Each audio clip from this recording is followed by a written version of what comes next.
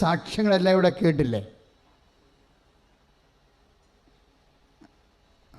സാക്ഷ്യങ്ങളെല്ലാം കേൾക്കുമ്പോൾ എന്താണ് എൻ്റെ മക്കൾക്ക് തോന്നുന്നത്? അവരെല്ലാം നമ്മളെപ്പോലെയുള്ളവരാണ് അല്ലേ? അല്ലാതെ ഒത്തിരി എക്സ്ട്രാ ഓർഡിനറി ആയിട്ടുള്ള ആധ്യാത്മിക നിലവാരങ്ങൾ പുലർത്തുന്നവരാകൂടെ കൂട്ടത്തിലില്ല. സാധാരണ നമ്മളെപ്പോലുള്ള പ്രാർത്ഥന ഒക്കെ ആയിട്ട് പോകുന്ന ആൾക്കാരാണ് ഉള്ളത്. പക്ഷെ അവരുടെ ജീവിതത്തിലെ നമ്മളെപ്പോലൊരു വിഷയം വന്നപ്പോൾ ദൈവം പച്ചക്ക് നേരിട്ട് ഇടപെട്ടതാണ്. അപ്പം നമുക്കുണ്ടാകുന്ന സന്തോഷം എന്താണ്? ആ ദൈവം തന്നെ എൻ്റെ ജീവിതത്തിലും ഇന്നല്ലെങ്കിൽ നാളെ ഇടപെട്ടിരിക്കും. ഞാനും കർത്താവിൻ്റെ സാക്ഷിയായി ജീവിക്കും. ഒന്ന് പറഞ്ഞേ, ഞാനും കർത്താവിൻ്റെ സാക്ഷിയായി ജീവിക്കും. ഇപ്പോൾ ഒരു സാക്ഷ്യം നമ്മൾ കേട്ട് എനിക്ക് ഭയങ്കര ഇഷ്ടപ്പെട്ടു. എല്ലാ സാക്ഷ്യവും ഞാൻ ശ്രദ്ധിക്കുന്നുണ്ട്. ഒരു സാക്ഷ്യം എന്ന് പറയുന്നത്, ആ കുഞ്ഞു പറഞ്ഞത് അവൾക്ക് കോഴ്സിന് പോകാനുള്ള അത്രയും കാശ് വീട്ടിലില്ലായിരുന്നു അല്ലേ? അതെനിക്ക് ഇഷ്ടപ്പെട്ടായിരുന്നു. അല്ലാണ്ടങ്ങ് ഇഷ്ടപ്പെട്ടായിരുന്നു ആ സാക്ഷ്യം. കോഴ്സിന് പോകേണ്ടതാണ്, പരീക്ഷയ്ക്ക് IELTSനോ എന്തോ ഒരു നൈപുണ്യ പരീക്ഷയ്ക്കാണ്. അപ്പോൾ കോഴ്സിന് പോകേണ്ടതാണ്. പക്ഷേ വീട്ടിലെ പരുവം കോഴ്സിന് കാശ് കിട്ടാനുള്ള സാധ്യത ഇപ്പോഴുള്ളതല്ല. അപ്പോൾ എന്ത് ചെയ്ത്? അവളെന്നാ ചെയ്ത്? തണുക്കെ ഇരുന്ന് പ്രാർത്ഥിച്ച് ഉടമ്പടി ചെയ്തിട്ട് അമ്മയെ ആ കേസിൽ കക്ഷി ചേർത്ത്. ഉടമ്പടി എന്ന് പറയുന്നത് അമ്മയെ കക്ഷി ചേർക്കണ ഒരു പ്രാർത്ഥനയാണ്. നിൻ്റെ കേസിൽ അമ്മയെ കൂടി ടാഗ് ചെയ്തെടുക്കും. ഇപ്പം ഞാനിപ്പോൾ പ്രാർത്ഥിച്ച പ്രാർത്ഥന എന്താ? ടാഗ് പ്രയറാണ്. ഇപ്പോൾ പ്രാർത്ഥിച്ചില്ലേ? നമ്മുടെ പ്രത്യക്ഷീകരണ പ്രാർത്ഥനയല്ലല്ല പ്രാർത്ഥിച്ചത്. എന്നാ പ്രാർത്ഥനയാ? ഉടമ്പടി പ്രാർത്ഥന. ഉടമ്പടി സന്ധ്യയ്ക്ക് പച്ചത്തിരി കത്തിച്ച് പ്രാർത്ഥിക്കുന്ന പ്രാർത്ഥനയാണ് ഇപ്പോൾ പ്രാർത്ഥന. ഈ പ്രാർത്ഥന എന്നാ? ടാഗ് പ്രയറാണ്. ടാഗ് എന്ന് വെച്ച് കഴിഞ്ഞാൽ കൃപാസനത്തിൽ നടക്കുന്ന പ്രാർത്ഥനയോട് നിൻ്റെ കുടുംബത്തിലെ പ്രാർത്ഥനയെ ഞങ്ങൾ ടാഗ് ചെയ്യും. അതിൻ്റെ ഉദ്ദേശം എന്താ? നിൻ്റെ കുടുംബത്തിലെ വിഷയങ്ങൾ നിനക്ക് തന്നെ പ്രാർത്ഥിച്ചാൽ കൈകാര്യം ചെയ്യാൻ പറ്റണതല്ല. അതിനുള്ള ആധ്യാത്മികമായ ആരോഗ്യമോ സെറ്റപ്പും നിനക്കില്ല. അപ്പം നീ അമ്മ മാതാവിൻ്റെ തിരുസന്നിധിയിൽ ഇവിടെ ഉടമ്പടി ചെയ്യുമ്പോൾ അമ്മ മാതാവ് പ്രത്യക്ഷപ്പെട്ട അതേ സ്ഥലത്ത് വെച്ച് നടക്കുന്ന എല്ലാ ആരാധനകളും, ആയിരക്കണക്കിന് മനുഷ്യരുടെ ആരാധനകളാണ് നിൻ്റെ ഒറ്റ വിഷയത്തിന് വേണ്ടി ടാഗ് ചെയ്തിരിക്കുന്നത്. അപ്പോൾ നിൻ്റെ ഒറ്റ പ്രാർത്ഥനയായിട്ടത് പോകത്തില്ല. കർത്താവിൻ്റെ തിരുസ്ഥലിൽ എത്തണത് 10,000കണക്കിന് പ്രാർത്ഥനയായിട്ടാണ് കാര്യം പോകുന്നത്. കാരണം ഈ ടാഗ് പ്രയർ എന്ന് പറയുമ്പോൾ ഇപ്പോൾ ദൈവം ആഗ്രഹിക്കുന്നത് എന്താ? ഇപ്പോൾ വ്യക്തിപരമായ പ്രാർത്ഥന. ചില ആൾക്കാർ പറയും മനുഷ്യൻ മൗനമായിട്ടിരുന്ന് പ്രാർത്ഥിക്കുന്നതാണ് നല്ലത്, അല്ല ഇങ്ങനെ ഒച്ചയും ബഹളവും സ്തുതിയും ഉണ്ടാക്കിയ കൂട്ടമായിട്ട് നിന്ന് പ്രാർത്ഥിക്കുന്നതിനേക്കാളുപരി ശാന്തവും സൗമ്യമായ തപസ്സിനെ പോലെ യമനിയമ ആസനം, പ്രാണായാമ, പ്രത്യാസനം, നിധിധ്യാസനം, സമാധി പോലെ ആധ്യാത്മികമായ ശാസ്ത്രവിധി പ്രകാരമുള്ള ഇന്ത്യൻ രീതി അനുസരിച്ചുള്ള ഒരു ഇൻറ്റീരിയർ പ്രെയർ, ആന്തരിക പ്രാർത്ഥനയാണ് എനിക്കിഷ്ടം എന്ന് പലരും എന്നോട് പറഞ്ഞിട്ടുണ്ട്. പക്ഷെ ഒരു പ്രശ്നമുള്ളത്, അത് പറയുന്നതിൽ തെറ്റില്ല, നല്ല കാര്യമാണ്. പക്ഷേ ഈശോ പഠിപ്പിച്ച പ്രാർത്ഥന എന്താ? സ്വർഗസ്ഥനായ ഞങ്ങളുടെ പിതാവേ. എവിടെയെങ്കിലും മൂലക്ക് പോയി ഒറ്റ കുത്തിരുന്ന് അങ്ങനെ പ്രാർത്ഥിക്കാൻ പറ്റുമോ? ഇല്ല. ഞങ്ങളുണ്ടാകണം. ഞങ്ങൾ പ്രാർത്ഥിക്കുമ്പോൾ ഒറ്റക്കൊന്നും വന്ന് പ്രാർത്ഥിക്കാൻ പറ്റത്തില്ല.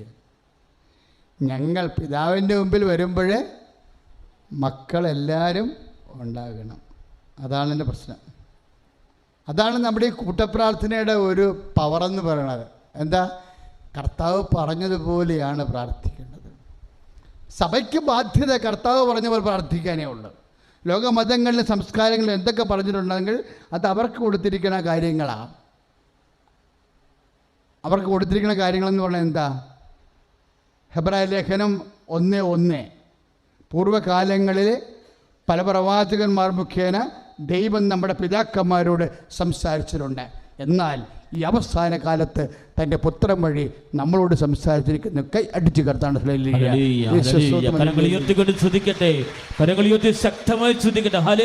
ഹെബ്രായർ 1:1 പൂർവ്വകാലങ്ങളിലെ നമ്മുടെ പിതാക്കന്മാരോട് ദൈവം പല പ്രകാരം സംസാരിച്ചിട്ടുണ്ട്. എന്നാൽ ഈ അവസാന കാലത്ത് തൻ്റെ പുത്രൻ വഴി ദൈവം നമ്മോട് സംസാരിച്ചിരിക്കുന്നു.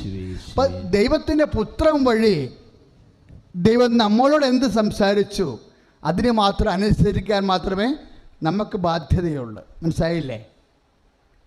അതുകൊണ്ട് തന്നെയാണ് സമൂഹമായി നമ്മൾ പ്രാർത്ഥിക്കുമ്പോഴേ അത് സ്വർണമായി മാറുന്നത്. വ്യക്തിപരമായ പ്രാർത്ഥനയ്ക്ക് സിൽവറിൻ്റെ ഗ്രേഡാണ് ഉള്ളത്. ഇപ്പം ടാഗ് പ്രയറിൽ എന്താ സംഭവിച്ചിരിക്കുന്നത്? നിങ്ങൾ ഉടമ്പടി ചെയ്തു പോകുന്ന നമ്മളെല്ലാവരും ആ വ്യക്തിക്ക് വേണ്ടി ദൈവത്തിരുസന്നിധിയിൽ പ്രാർത്ഥിക്കുന്നു. അപ്പോഴേ പ്രാർത്ഥിക്കുമ്പോൾ നമ്മൾ പറയാതെ പറയണ ഒരു കാര്യമുണ്ട്. എന്താണ്? അപ്പോൾ ആ മകളുടെ കാര്യം അവർക്ക് ഒറ്റയ്ക്ക് പ്രാർത്ഥിച്ച കാര്യം, അവരുടെ ഒരു മാനസികാവസ്ഥ, കുടുംബത്തിലെ രോഗങ്ങൾ, അല്ലെങ്കിൽ ബുദ്ധിയുടെ പരിമിതി, ഓർമ്മശക്തിയുടെ കുറവ്, എല്ലാം കൊണ്ടും അവളുടെ അസൈൻമെൻറ്റുകൾ നൽകപ്പെട്ടിരിക്കുന്ന ആ ഒരു വലിയ ഹോംവർക്ക്, ഗൃഹപാഠം ഒറ്റയ്ക്ക് ചെയ്യാൻ പാടാണ്. ഇപ്പോൾ തന്നെ നമുക്കറിയാം BSc സ്റ്റുഡൻസിനൊക്കെ എന്താ ചെയ്യണത്? ചേട്ടന്മാരും ചേച്ചിമാരും റെക്കോർഡ് എഴുതി കൊടുക്കുകയാണ് ചെയ്യണത്. ഇല്ലേ? അവർക്ക് എഴുതാൻ പറ്റത്തില്ല. അവർക്ക് എഴുതാണെങ്കിൽ എഴുതാൻ പോലുള്ള സമയം പിന്നെ പഠിക്കാൻ പറ്റത്തില്ല. അപ്പോൾ എന്താ ചെയ്യുക? ആ ഹോംവർക്കുകൾ നമ്മൾ ഹെൽപ്പ് ചെയ്ത് കൊടുക്കും. അതെല്ലാവർക്കും യൂണിവേഴ്സിറ്റിക്കും അറിയാം. ഇത് ഹെൽപ്പ് കിട്ടിയിട്ടാണ് ഈ ഹോംവർക്കൊക്കെ എഴുതിക്കൊണ്ട് വരണം എന്നുള്ളത്. ഇല്ലേ? ഇതുപോലെ തന്നെയാണ് നിങ്ങളുടെ ഹോംവർക്കുകൾ. നിങ്ങൾക്ക് ഒറ്റയ്ക്ക് ചെയ്യേണ്ട കാര്യങ്ങൾ ചെയ്യാൻ പറ്റാത്തത് കൊണ്ട് നമ്മൾ ഒരുമിച്ച് ചെയ്യുന്ന ഉടമ്പടിയിൽ അതാണ് സംഭവിക്കുന്നത്. അതായത് ഇപ്പോൾ ഈ ഭാരത മീമാംസകളിലെ, ആധ്യാത്മിക മീമാംസകളിലെ 2 ന്യായങ്ങളുണ്ട്. എന്താണ്? മർക്കട ന്യായവും മാർജാര ന്യായവും. ന്യായം എന്ന് പറഞ്ഞാൽ എന്താ? മെത്തേഡ്, രീതിശാസ്ത്രം. ഇപ്പം 2 ആധ്യാത്മിക രീതിശാസ്ത്രങ്ങളുണ്ട്. ഒന്ന് മർക്കട ന്യായം, രണ്ടാമത്തത് മാർജാര ന്യായം. മർക്കടൻ എന്ന് പറഞ്ഞാൽ ആരാ? അറിയത്തില്ലേ? കുരങ്ങിൻ്റെ ന്യായം എന്ന് പറഞ്ഞാൽ എന്താ? ഇപ്പോൾ ഒരു പെട്ടെന്നൊരു അപകട അവസ്ഥ വന്ന് കുരങ്ങ് കുഞ്ഞിനെയും കൊണ്ടിരിക്കുക. അപ്പോഴാണ് വേട്ടക്കാരൻ തോക്ക് ചൂണ്ടണത്. കുരങ്ങ് എന്നാ ചെയ്യും? കുരങ്ങ് കുഞ്ഞിനെ എടുത്ത് മുതുകത്ത് വെക്കും. എന്നിട്ട് ഓരോ മരത്തിൽ നിന്ന് ചാടി വെട്ടക്കാരൻ്റെ കണ്ണിൽ നിന്ന് മറയും, കുഞ്ഞിനെ സംരക്ഷിക്കും. അപ്പോൾ കുഞ്ഞെന്നാ ചെയ്യേണ്ടത്? ചാടണ ചാട്ടത്തിലൊക്കെ തള്ളക്കുരങ്ങിനെ അള്ളിപ്പിടിച്ചുകൊണ്ട് ഇരിക്കണം. അതാണ് ന്യായം, മർക്കട ന്യായം. ഒരു കാഷ്വാലിറ്റിയിൽ നിന്ന് രക്ഷപ്പെടാൻ വേണ്ടി ആ കുഞ്ഞ് തള്ളിപ്പിടിച്ചിരുന്നില്ല എന്നുണ്ടെങ്കിൽ തെറിച്ചു പോകും. അപ്പോൾ റോളെന്താ? കൊച്ചിൻ്റെ കയ്യിലും റോളുണ്ട്. കുഞ്ഞിനും അതിൻ്റെ പങ്കുണ്ട്. കുഞ്ഞ് സൂക്ഷിച്ചില്ല എന്നുണ്ടെങ്കിൽ അടുത്ത കൊമ്പിലോട്ട് ചാടുമ്പോൾ ഈ സാധനം തെറിച്ചു പോകും. അതാണ് മർക്കട ന്യായം. അല്ല, അതെ. ഇനി മാർജാരൻ എന്ന് പറഞ്ഞാൽ എന്നാ? പൂച്ച ഇതുപോലെ ഇഷ്യൂ ഉണ്ടാകുമ്പോൾ എന്തു ചെയ്യും? കൊച്ചിനെ കടിച്ചെടുക്കും. ഇല്ലേ? കൊച്ചിനെ കടിച്ചെടുത്തിട്ടാണ് മച്ചിൻ്റെ മുകളിലോട്ട് കയറണത്. അവിടെ കുഞ്ഞിനൊന്നും ചെയ്യാനില്ല, അല്ലേ? കുഞ്ഞിങ്ങനെ ചോദിച്ചില്ലാൻ പോലെ തളർന്ന് കിടക്കുകയുള്ളു. ചാടണത് ഓടണം ആര്? തള്ളപ്പൂച്ചയായിരിക്കും ചാടണത് ഓടണത്. കാര്യം കുഞ്ഞിനവിടെ ഒന്നും ചെയ്യാനില്ല. അതാണ് ഈ ഉടമ്പടി ഫോളോ ചെയ്യണത് മാർജാര ന്യായമാണ്. എന്താ കാര്യം? കുഞ്ഞിനവിടെ ഒന്നും ചെയ്യാനില്ല. ഇപ്പം അമ്മോൾ പറഞ്ഞില്ലേ 9 കൊല്ലമായിട്ട് പ്രഗ്നൻ്റ് ആകുന്നില്ല. സാക്ഷ്യം കേട്ടില്ല നിങ്ങൾ? 9 കൊല്ലമായിട്ട് പ്രഗ്നൻ്റ് ആകുന്നില്ല. അപ്പം ഇനി എന്താ? ശാസ്ത്രത്തിന് അവിടെ ഒന്നും ചെയ്യാനില്ല. ഇനി ശാസ്ത്രത്തിന് ചെയ്യാനുണ്ടെങ്കിൽ തന്നെ അത് ചിലപ്പോൾ ലക്ഷങ്ങളും കോടികളും മുടക്കുള്ള ചികിത്സയായിരിക്കും. അതിന് ആ കുടുംബത്തിന് ആപത്തില്ല, അവിടെ റോളില്ല ആ കുടുംബത്തിന്. ഈ ന്യായം മാറണത് എപ്പോഴാണ്? വിഷയം വ്യക്തിയേക്കാൾ വളരുമ്പോഴാണ്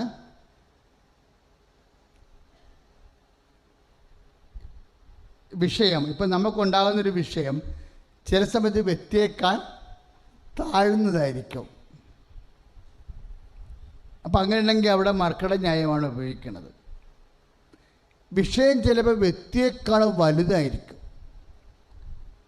വിഷയം വ്യക്തിയേക്കാൾ വലുതാണെങ്കിൽ സ്വാഭാവികം അവിടെ എന്താണ്? അവിടെ നമ്മൾക്ക് വലിയ റോളില്ല. അവിടെ എന്താണ്? ദൈവം തന്നെയാണ് നേരിട്ട് ചെയ്യേണ്ടത്. ഉടമ്പടി ഫോളോ ചെയ്യേണ്ടത് അതാണ്. ഇത് ഉടമ്പടിയുടെ ഒരു കണ്ടുപിടുത്തമല്ല ശരിക്കും. പഴയ കാലങ്ങൾ, അതെല്ലാം മോസസ് പറയണത്, ജെറിക്കോ പട്ടണം നിങ്ങൾക്ക് പൊടിക്കാൻ പറ്റത്തില്ല. കാരണം എന്താ? അത് രാക്ഷസന്മാരാണ് അവിടെ ഉള്ളത്, നിങ്ങളെക്കാൾ യുദ്ധ നൈപുണ്യമുള്ളതാണ്. അതുകൊണ്ട് കർത്താവ് നിങ്ങൾക്ക് വേണ്ടി യുദ്ധം ചെയ്യും, നിങ്ങൾ മൗനമായിരുന്നാൽ മതി. ഇപ്പം ചില ആൾക്കാരെ ഇന്നത്തെ സാക്ഷ്യങ്ങൾ കേൾക്കുമ്പോൾ ഈ പ്രാർത്ഥനയുടെ കുറേ മനുഷ്യർ ഇന്ന് സാക്ഷ്യം പറഞ്ഞായിരുന്നു. അവരെ ഇവിടുന്ന് തന്നിട്ടുള്ള സമയത്തും അല്ലാത്ത സമയത്തും പ്രാർത്ഥനയോടെ തന്നെ ഇങ്ങനെ രാവും പകലും വ്യാപരിക്കണം. ഈ പ്രാർത്ഥനയോടെ തന്നെ വ്യാപരിക്കുമ്പോൾ എന്താണ് നമ്മൾ പറയാതെ പറയണമെന്നറിയാവോ? എന്താണ് പറയണത്? കുറേ വചനങ്ങളുണ്ട്. പ്രാർത്ഥനയിൽ തന്നെ വ്യാപരിക്കുമ്പോൾ നമ്മൾ ദൈവത്തോട് പറയാതെ പറയുന്ന, നമ്മുടെ ശരീരഭാഷയെന്ന് ദൈവം വായിച്ചെടുക്കണ കുറച്ച് വചനങ്ങളുണ്ട്. പ്രാർത്ഥനയിൽ തന്നെ വ്യാപരിക്കുമ്പോൾ നമ്മുടെ ശരീരഭാഷയെന്ന് ദൈവം വായിച്ചെടുക്കണ കുറേ വചനങ്ങളുണ്ട്. എന്താണ് വചനങ്ങൾ? ഞങ്ങൾ ആരുടെ പക്കലേക്ക് പോകും? നിത്യജീവൻ്റെ വചനങ്ങൾ അങ്ങയുടെ പക്കലാണല്ലോ. അപ്പം കർത്താവിൻ്റെ മുമ്പിൽ തന്നെ ഉണ്ടാവും. ഇത് തന്നെയാണ് മറ്റൊരു അതാണ് 6:69 യോഹന്നാനിൽ നമ്മൾ വായിക്കും. അതുതന്നെയാണ് നടപടി പുസ്തകം 4:12 നമ്മൾ വായിക്കുന്ന, മറ്റൊരു രക്ഷയില്ല, ആകാശത്തിന് ഭൂമിക്കും മധ്യേ രക്ഷ നൽകാൻ ഒരേ ഒരു നാമമേ നൽകപ്പെട്ടിട്ടുള്ളൂ. അതിനെക്കുറിച്ച് എനിക്ക് വിശ്വാസമുണ്ട്, എനിക്ക് പ്രത്യാശയുണ്ട്, എനിക്ക് ബോധ്യമുണ്ട്. അതുകൊണ്ട് ഞാൻ കർത്താവിൻ്റെ അടുത്ത് നിന്ന് പോകത്തില്ല. കർത്താവിൻ്റെ കൺമുമ്പിൽ തന്നെ നിൽക്കും. അതിന് ശരണമെന്ന പുണ്യമെന്ന് പറയും. പ്രാർത്ഥനയിൽ തന്നെ വ്യാപരിക്കുമ്പോൾ നമുക്കുണ്ടാകുന്ന എന്താണ്? ശരണമെന്ന പുണ്യമാണ്. ശ്രുതികടെ ഹല്ലേലൂയ, ഹല്ലേലൂയ, ഹല്ലേലൂയ, ഹല്ലേലൂയ. കരങ്ങൾ ഉയർത്തിക്കൊണ്ട് ശ്രുതിക്കട്ടെ. ഹല്ലേലൂയ. കർത്താവായ ദൈവമേ, ജീവിതത്തിന്റെ ഏത് പ്രതികൂല സാഹചര്യങ്ങളിലും അങ്ങിൽ ശരണപ്പെട്ടുകൊണ്ട് ജീവിക്കാൻ മറ്റൊരുത്തരിൽ രക്ഷയില്ല. രക്ഷ യേശുക്രിസ്തുവിൽ മാത്രമാണെന്ന വിശ്വാസത്തോടെ ദൈവസ്നേഹത്തോടുകൂടി അങ്ങയുടെ പാദത്തിങ്കിലേക്ക് അണയാൻ, ഞങ്ങളെ തന്നെ സമർപ്പിക്കാൻ, വിശുദ്ധി കൈവരിക്കാൻ, പ്രത്യാശ കൈവരിയായിരിക്കാൻ കരുത്ത് പകരണമേ. ഹല്ലേലൂയ. പരിശുദ്ധ അമ്മ പ്രത്യക്ഷപ്പെട്ട ഈ പാവനമായ അൾത്താരയിൽ വന്ന് സാക്ഷ്യം പറയാൻ ലഭിച്ച ഭാഗ്യത്തിന് ഞാൻ 1000 നന്ദി പറയുന്നു. എൻ്റെ പേര് പൊന്നി ജോജി, ഇതെൻ്റെ ഹസ്ബൻഡ് ആദിത്യ ജോബ്, ഇതെൻ്റെ അമ്മ ബീന ജോജി. ഞാൻ ബഹുമാനപ്പെട്ട ജോസഫ് അച്ഛൻ ഉടമ്പടി ധ്യാനത്തിൽ പറയാറുണ്ട്, not by merit but by God's grace. അതുപോലെ തന്നെ സമയ ചുരുക്കത്തിൻ്റെ അമ്മ, ഉടമ്പടിയിലൂടെ ഉടനടി പരിഹാരം, ഇത് സൂചിപ്പിക്കുന്ന 2 സാക്ഷ്യങ്ങളാണ് ഞാൻ ഇന്നിവിടെ പറയാൻ പോകുന്നത്. എൻ്റെ ഹസ്ബൻഡ് ആദിത്യ ജോബ് ഒരു ഡാറ്റ സയൻറ്റിസ്റ്റാണ്. ഞങ്ങൾ USA നിന്ന് വരുന്നു. എൻ്റെ ഭർത്താവ് ഒരു പുതിയ ജോലിക്കായി 1 വർഷത്തിലധികമായി ശ്രമിക്കുന്നുണ്ടായിരുന്നു. ഏകദേശം ഒരു 200 ആപ്ലിക്കേഷനോളം എൻ്റെ ഭർത്താവ് അയച്ചിട്ടുണ്ട്. പക്ഷേ അതിൽ നിന്നെല്ലാം ഒരു 10-20 അത്രയൊക്കെ നമുക്ക് റിപ്ലൈ അക്സെപ്റ്റ് ചെയ്ത് ഇൻ്റർവ്യൂവിന് വിളിച്ചിരുന്നുള്ളൂ. ഇൻ്റർവ്യൂ അറ്റൻഡ് ചെയ്യും. 3-4 റൗണ്ട് ഉണ്ടാവും ഓരോ ഇൻ്റർവ്യൂവും. ഓരോ ഇൻ്റർവ്യൂവിൻ്റെയും അവസാന റൗണ്ട് വരെ ആളെത്തും. നമ്മളോട് നന്നായിട്ട് പെർഫോം ചെയ്തു, നിങ്ങൾ വെയിറ്റ് ചെയ്താൽ മതി, ഞങ്ങൾ ഉടനെ അറിയിക്കാമെന്ന് പറയും. പക്ഷേ പിന്നെ ഒരു 3-4 ദിവസം കഴിയുമ്പോൾ അവരുടെ കയ്യിൽ നിന്ന് മെയിലോ റിപ്ലൈയോ ഒന്നും ഉണ്ടാവില്ല. ഏതോ ഒരു കമ്പനി മാത്രം ഞങ്ങൾക്ക് റിപ്ലൈ തന്നത്, ആൾക്കാർ കേട്ടാൽ ചിരിക്കും, ഓവർ ക്വാളിഫൈഡ് എന്ന് പറഞ്ഞാണ് മിക്ക പൊസിഷനും ആളുടെ പൊയ്ക്കൊണ്ടിരുന്നത്. ആ സമയത്ത് എൻ്റെ ഹസ്ബൻഡിൻ്റെ ഫ്രണ്ട്സും ജോലിക്കായിട്ട് ശ്രമിക്കുന്നുണ്ടായിരുന്നു. പൊതുവേ 2024 ആ കാലഘട്ടത്തിൽ ജോബ് മാർക്കറ്റ് ഡൗൺ ആണെന്ന് പറഞ്ഞു. ആൾ റെസ്യൂമേ ഇനി എന്തെങ്കിലും റെസ്യൂമേലെ പ്രശ്നമാണോ എന്ന് അറിയാൻ വേണ്ടി മെൻറ്ററിനെയൊക്കെ ഹയർ ചെയ്തിരുന്നു. ആ മെൻറ്റർമാർ വരെ ആളോട് പറഞ്ഞിരുന്നത് കുറച്ച് നാൾ കഴിഞ്ഞ് ശ്രമിച്ചാൽ മതി, ഇപ്പം എന്തായാലും കിട്ടാനൊന്നും പോകുന്നില്ല. അങ്ങനെ ഒരുപാട് ആൾ വിഷമിച്ചിരുന്നു. വരുന്ന കമ്പനികളെല്ലാം വലിയ കമ്പനികളായിരുന്നെങ്കിലും ആൾക്ക് ഒട്ടും തന്നെ അവസാന റൗണ്ട് എത്തുമ്പോൾ അവർ റിജക്ഷൻ മെയിലാണ് അയച്ചിരുന്നത്. ചില കമ്പനികൾ അതുപോലും അയച്ചിരുന്നില്ല. അങ്ങനെ ഇരിക്കെ ഞാൻ യൂട്യൂബിൽ ഇടയ്ക്കൊക്കെ ജോസഫ് അച്ഛൻ്റെ ധ്യാനവും ടോക്കും ഒക്കെ കൂടുമായിരുന്നു. അങ്ങനെ ഇരിക്കെ ജനുവരി 2025 13-ാം തീയതി ഞാൻ തീരുമാനിച്ചു ഓൺലൈൻ ഉടമ്പടി എടുത്ത് നിയോഗം വെച്ച് പ്രാർത്ഥിക്കാമെന്ന്. അങ്ങനെ ഞാൻ ജനുവരി 13-ാം തീയതി എൻ്റെ ഹസ്ബൻഡിനോട് ഞാൻ പറഞ്ഞു ഞാൻ ഓൺലൈൻ ഉടമ്പടി എടുക്കാൻ പോവുകയാണ്. അപ്പം ഞാൻ പറഞ്ഞു, എൻ്റെ ഹസ്ബൻഡിനോടും പറഞ്ഞു ഓൺലൈൻ ഉടമ്പടി എടുക്കാം നമുക്കെന്ന് പറഞ്ഞപ്പോൾ ആൾ പറഞ്ഞു എനിക്ക് സമയമില്ല ഇപ്പോൾ, ഞാൻ കുറച്ചുകൂടെ കഴിഞ്ഞിട്ട് വേണമെങ്കിൽ നോക്കാം, അങ്ങനെ എനിക്കിപ്പോൾ പ്രാർത്ഥിക്കാൻ, എനിക്കിപ്പോൾ പ്രിപ്പയർ ചെയ്യണം അങ്ങനെയൊക്കെ പറഞ്ഞിരുന്നു. അപ്പോഴും ഞാൻ ഭർത്താവിനോട് പറഞ്ഞു, എന്നാൽ മാതാവിനോട് പറ, എനിക്കൊരു ജോലി മാതാവ് തരുവാണെങ്കിൽ എനിക്കിവിടെ വന്ന് സാക്ഷ്യം പറയാനും മാതാവിൻ്റെ ഉടമ്പടി എടുക്കാനും ഉള്ള ഭാഗ്യം തരണേ എന്ന് പറഞ്ഞ് പ്രാർത്ഥിക്കാൻ പറഞ്ഞപ്പോൾ ആളത് പറഞ്ഞ് പ്രാർത്ഥിച്ചിരുന്നു. പക്ഷെ എന്നാലും ഞാൻ ഉടമ്പടി എടുത്ത് എനിക്ക് 2-3 ദിവസത്തിനുള്ളിൽ എനിക്ക് മാതാവ് ഒരു തോന്നൽ തരുകയാണ്, നിൻ്റെ ഭർത്താവിനോടും ഉടമ്പടി എടുക്കൂ എത്രയും വേഗം എന്ന് പറയുന്ന ഒരു തോന്നൽ എനിക്ക് ഉണ്ടാവുകയും ഞാൻ എൻ്റെ ഹസ്ബൻഡിനോട് പറഞ്ഞപ്പോൾ തന്നെ ആളത് അഗ്രി ചെയ്യുകയും ഉടമ്പടി എടുക്കുകയും ചെയ്തിരുന്നു. അങ്ങനെ ഞങ്ങൾ ഉടമ്പടിയിൽ പൂർണ്ണ മനസ്സോടെ നിയോഗങ്ങൾ വെച്ച് പ്രാർത്ഥിച്ചിരുന്നു. ഞാൻ ഉടമ്പടി എടുത്ത് തുടങ്ങിയ ആ സമയം തൊട്ടേ എൻ്റെ എന്ത് കാര്യങ്ങൾ വന്നാലും ഞാൻ മാതാവിനോട് അഭിപ്രായം ചോദിക്കും. ഞാൻ എന്തെങ്കിലും എവിടെയെങ്കിലും പോകുമ്പോൾ ഞാനിത് ചെയ്യണോ മാതാവേ, ഞാൻ ഈ ചെയ്തതിന് ശരിയാണോ തെറ്റാണോ എന്നൊക്കെ ഞാൻ ചിറ്റ് പേപ്പറിലൊക്കെ എഴുതി മാതാവിൻ്റെ മുന്നിൽ സമർപ്പിച്ച് ലോട്ടെടുത്തൊക്കെ മാതാവിനോട് അഭിപ്രായം ചോദിക്കുമായിരുന്നു. എന്ത് കാര്യം ചെയ്യുമ്പോഴും മാതാവിൻ്റെ ഇടപെടൽ ഞങ്ങളുടെ ജീവിതത്തിൽ ഞങ്ങൾ എപ്പോഴും ചോദിച്ചിരുന്നു. അങ്ങനെ ഇരിക്കെ എൻ്റെ ഹസ്ബൻഡിന് ഒരു ദിവസം കണ്ടിന്യൂസ് റിജക്ഷൻ വന്നുകൊണ്ടിരിക്കുകയാണ്. റിജക്ഷൻ എന്ന് പറഞ്ഞാൽ രാവിലെ തൊട്ട് വൈകുന്നേരം വരെ റിജക്റ്റ് എന്ന് പറഞ്ഞാൽ ആൾ ഭയങ്കര അപ്സെറ്റായിട്ട് ഇരിക്കുകയായിരുന്നു. നമ്മൾ പക്ഷേ അപ്പോഴും വിശ്വാസം വിട്ടില്ല, പ്രാർത്ഥന തുടർന്നുകൊണ്ട് തന്നെ ഇരുന്നു. അങ്ങനെ എനിക്ക് ഈ ഉടമ്പടി എടുത്തതിൻ്റെ ഇടയ്ക്ക് തന്നെ പല പ്രാവശ്യം മാതാവ് സ്വപ്നത്തിൽ പ്രത്യക്ഷപ്പെട്ട് മാതാവ് എൻ്റെ കയ്യിൽ കൊന്ത വെച്ച് തരുന്ന അനുഭവം വരെ എൻ്റെ കയ്യിലുണ്ടായിരുന്നു. ഞാൻ വളരെ ചെറുപ്പം മുതലേ മാതാവിനോട് വളരെയധികം ഭക്തി പുലർത്തുന്ന ഒരു വ്യക്തിയാണ്. ഞാൻ കുഞ്ഞായിരുന്നപ്പോൾ തൊട്ടേ മാതാവിൻ്റെ കൊന്ത എപ്പോഴും ചെല്ലുന്നതാണ്. പക്ഷേ പിന്നീട് എപ്പോഴോ വലുതായ സമയത്തൊക്കെ പഠിത്തം അങ്ങനെ പലതും പറഞ്ഞ് ഞാൻ പ്രാർത്ഥനയിൽ കൊന്ത ചെല്ലുന്നതിൽ മടുപ്പ് അനുഭവിച്ചിട്ടുണ്ടെങ്കിലും പിന്നീട് അത് തെറ്റാണെന്ന് മനസ്സിലാക്കുകയും അതിലോട്ട് മുന്നോട്ട് വരികയും ചെയ്തിരുന്നു.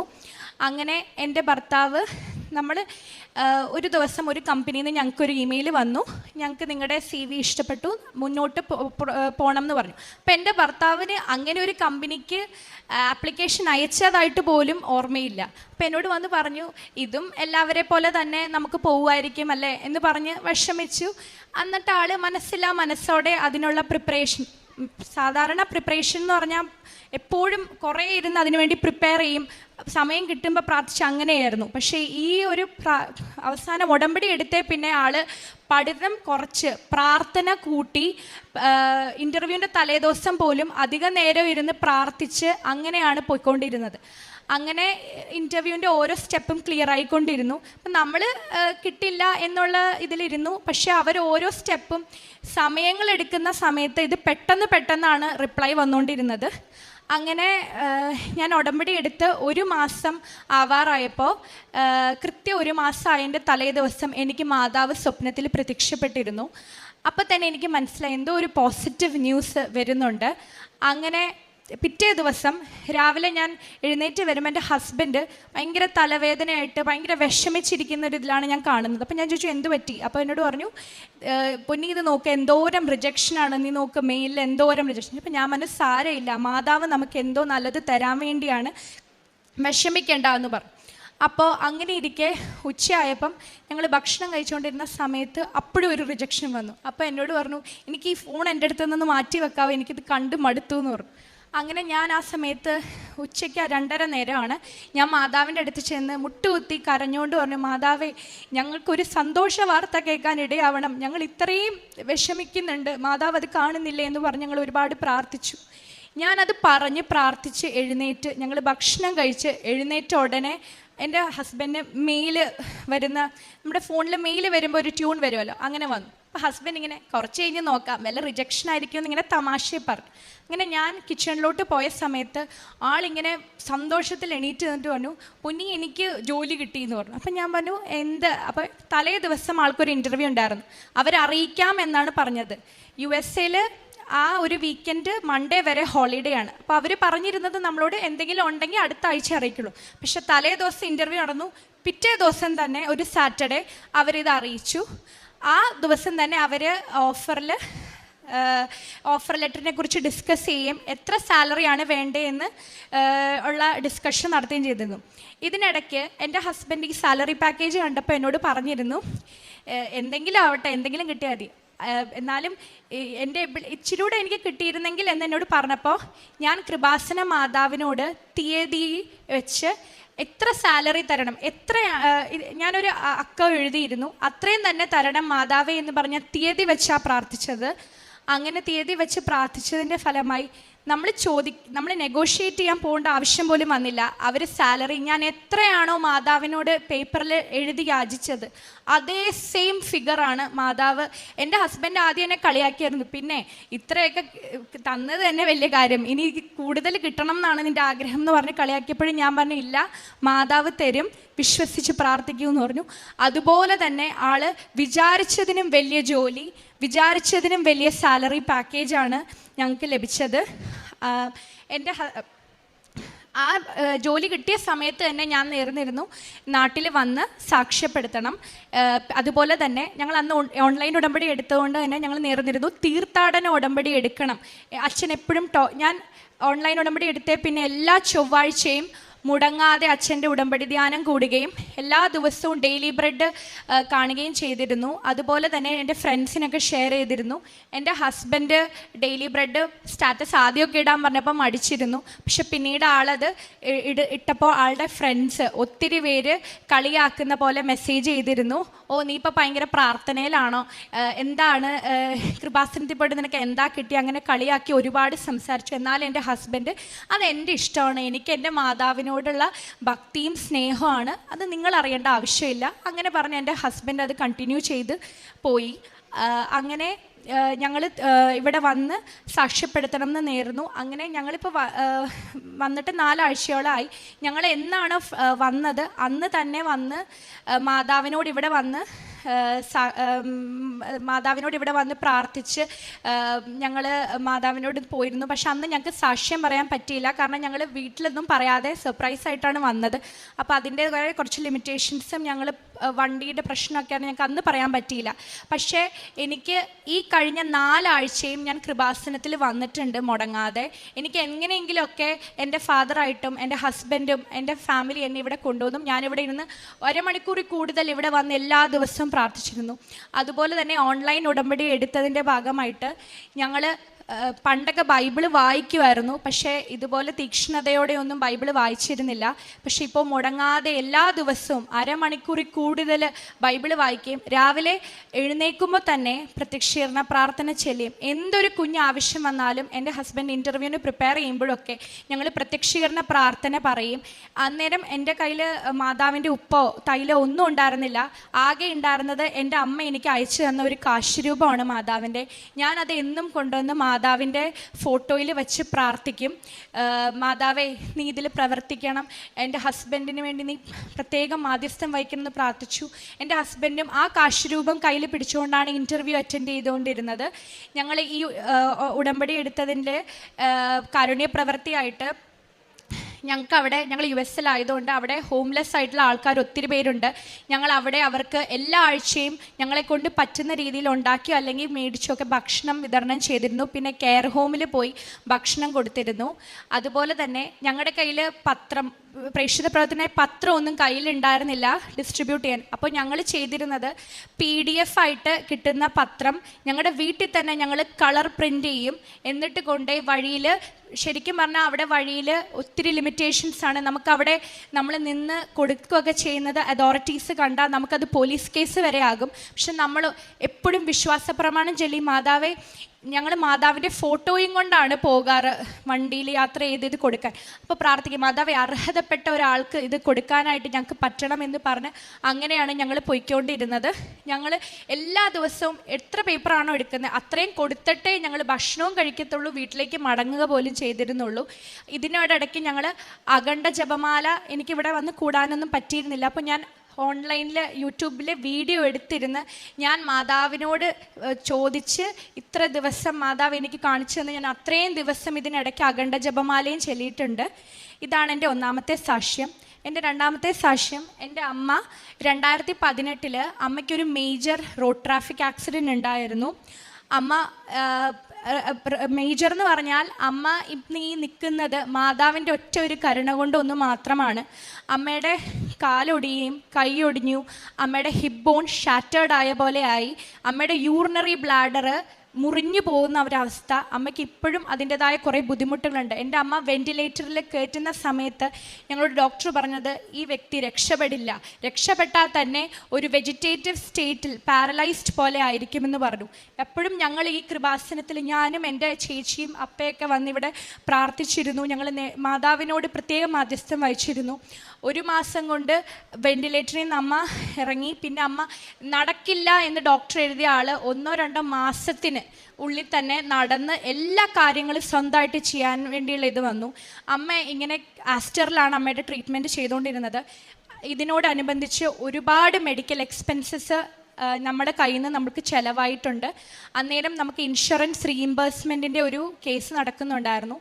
നമ്മൾ എല്ലാ പേപ്പേഴ്സ് സബ്മിറ്റ് ചെയ്താലും ഇത്രയും മൈനർ ആക്സിഡൻറ്റ് വന്നവർക്ക് പോലും അപ്രൂവ്ഡായി കിട്ടിയിരുന്നു. പക്ഷെ അമ്മയുടെ കേസ് എടുക്കുമ്പോൾ അവർ പറയും മജിസ്ട്രേറ്റ് സ്റ്റഡി ചെയ്തുകൊണ്ടിരിക്കുകയാണ് കേസ്. പിന്നെ പറയും മജിസ്ട്രേറ്റ് അത് കാണുന്നേ ഉള്ളൂ. മജിസ്ട്രേറ്റ് ഇപ്പോൾ ഉള്ള ആൾ പോയി. അങ്ങനെ 2018 തൊട്ട് ഈ കേസ് തുടങ്ങിയതാണ്. അങ്ങനെ ഞങ്ങൾ ഒരുപാട് വിഷമിച്ചിരുന്നു. അങ്ങനെ ഇത് ഇപ്പോൾ ഒരു 7 വർഷത്തോളമായി എല്ലാ ദിവസവും അങ്ങനെ എൻ്റെ അപ്പൻ സങ്കടത്തിൽ വരെ പറഞ്ഞിട്ടുണ്ട്, ബീന ഇത് നമുക്ക് കിട്ടുമെന്ന് തോന്നുന്നില്ല, ഇനി ഇത് കിട്ടിയാൽ തന്നെ നമ്മുടെ മരണശേഷം നമ്മുടെ മക്കൾക്കായിരിക്കും ഈ തുക കിട്ടുക എന്ന് പറഞ്ഞ് ഞങ്ങൾ അത് അങ്ങനെ തന്നെ വിട്ടിരുന്നു. അമ്മയുടെ ഈ കേസ് സ്റ്റഡി ചെയ്ത മജിസ്ട്രേറ്റും അഡ്വക്കേറ്റ്സ് ആ പാനൽ തന്നെ ചോദിച്ചത് ഇയാൾ എങ്ങനെയാണ് ജീവനോടെ ഇരിക്കുന്നതെന്നാണ്. അങ്ങനെ അപ്പോൾ ഞാൻ ഈ ഓൺലൈൻ ഉടമ്പടി എടുത്തപ്പോൾ ഞാൻ ഇത് എൻ്റെ ഒരു നിയോഗമായി വെച്ച് പ്രാർത്ഥിച്ചു. ഞാൻ പറഞ്ഞു, മാതാവേ, അമ്മ സമയചുരുക്കത്തിൻ്റെ അമ്മയാണ്, അമ്മയ്ക്ക് അസാധ്യമായി ഒന്നുമില്ല, അമ്മ പറഞ്ഞാൽ അമ്മയുടെ മകൻ കേൾക്കാതെ ഇരിക്കില്ല, അമ്മ ഞങ്ങൾക്ക് വേണ്ടി പ്രത്യേകം മാധ്യസ്ഥം വഹിക്കണമെന്ന് പ്രാർത്ഥിച്ചു. ഞാൻ നാട്ടിൽ വരാമെന്ന് സാക്ഷ്യം ചെയ്തു. ഞാൻ നാട്ടിലെത്തി ഉടനെ ഒരു 2 ആഴ്ചയ്ക്കുള്ളിൽ കേട്ട ന്യൂസ്, ഒരു ദിവസം അപ്പ വന്നിട്ട് പറയാണ് ബീനയുടെ കേസ് അപ്രൂവ്ഡായി. അത് അപ്പ എത്രയാണോ വിചാരിച്ചത് അതിനേക്കാളും വലിയ എമൗണ്ട്, ഞങ്ങൾ വിചാരിച്ചതിനേക്കാളും വലിയ എമൗണ്ട് തന്നാണ് ദൈവം ഞങ്ങളെ അനുഗ്രഹിച്ചത്. ഇത് ഒരിക്കലും നടക്കില്ല, എല്ലാവരും എഴുതി തള്ളിയ കേസാണ്. അത് മാതാവാണ് ഞങ്ങൾക്ക് സാധിച്ചു തന്നത്. ഇതിനോടിടയ്ക്ക് തന്നെ എനിക്ക് ഒരുപാട് മാതാവിനെ ഞാൻ മാതാവിൻ്റെ ദർശനം എനിക്കുണ്ടായിരുന്നു. അതുപോലെ തന്നെ പല പ്രാവശ്യം ഞാനും ഹസ്ബൻഡും പ്രാർത്ഥിച്ചുകൊണ്ടിരിക്കുമ്പോഴൊക്കെ സുഗന്ധാഭിഷേകം ഞങ്ങൾക്ക് പല തവണ വന്നിട്ടുണ്ട്. ഞാനത് വീട്ടിലൊക്കെ വിളിച്ചു പറയുമ്പോൾ എന്നെ കുറേ അവർ ചിരിച്ചിട്ടൊക്കെ ഉണ്ട്, കളിയാക്കി അങ്ങനെയൊക്കെ ഉണ്ടോ, അങ്ങനെയൊക്കെ നടക്കുമോ എന്നൊക്കെ ചോദിച്ചിരുന്നു. എന്നാലും ഞാൻ മാതാവിനോട് വളരെയധികം ഇത് ചെയ്തിരുന്നു. എന്നിട്ട് ഞാൻ വീട്ടിൽ വന്ന് ഞാൻ എൻ്റെ പേരൻസിനോടും എല്ലാവരോടും പറഞ്ഞു, എല്ലാവരും ഉടമ്പടി എടുത്ത് പ്രാർത്ഥിക്കണം. ഉടമ്പടിയിലെ മാതാവ് നിസ്സാരയല്ല, മാതാവ് എല്ലാ കാര്യങ്ങളും സാധ്യമാക്കി തരുന്നതിൻ്റെ ഒരു വലിയ സാക്ഷ്യമാണ് ഞാൻ. അങ്ങനെ ഞാൻ ഇന്ന് ഇവിടെ നിൽക്കുന്നത് എൻ്റെ അമ്മ, പിന്നെ അതുപോലെ തന്നെ എൻ്റെ ഹസ്ബൻഡിൻ്റെ അമ്മയൊക്കെ ഇവിടെ വന്നിട്ടുണ്ടെന്ന് ഉടമ്പടി എടുക്കാൻ. ഞങ്ങൾ ഇന്നത്തെ ദിവസം തീർത്ഥാടന ഉടമ്പടി എടുത്തു. പറഞ്ഞാൽ മതിയാവില്ല, അത്ര വലിയ നന്മയാണ്, അത്രയും വലിയൊരു കരുണയാണ്. ഞങ്ങൾ വിചാരിച്ച് മെറിറ്റേ ഇല്ലാത്ത ഞങ്ങൾക്ക് ഗ്രേസ് കൊണ്ട് മാത്രം മാതാവ് നേടിത്തന്നതാണ് ഈ അനുഗ്രഹങ്ങൾ. ഇത്രയും വലിയ അനുഗ്രഹം തന്ന മാതാവിനും ഈശോയ്ക്കും 1000 നന്ദി.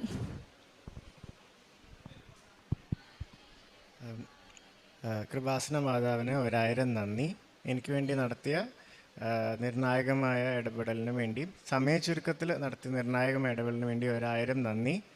മാതാവ് നമ്മളെ വലിയ കാര്യങ്ങൾക്ക് വേണ്ടി ഒരുക്കും. 1000 നന്ദി.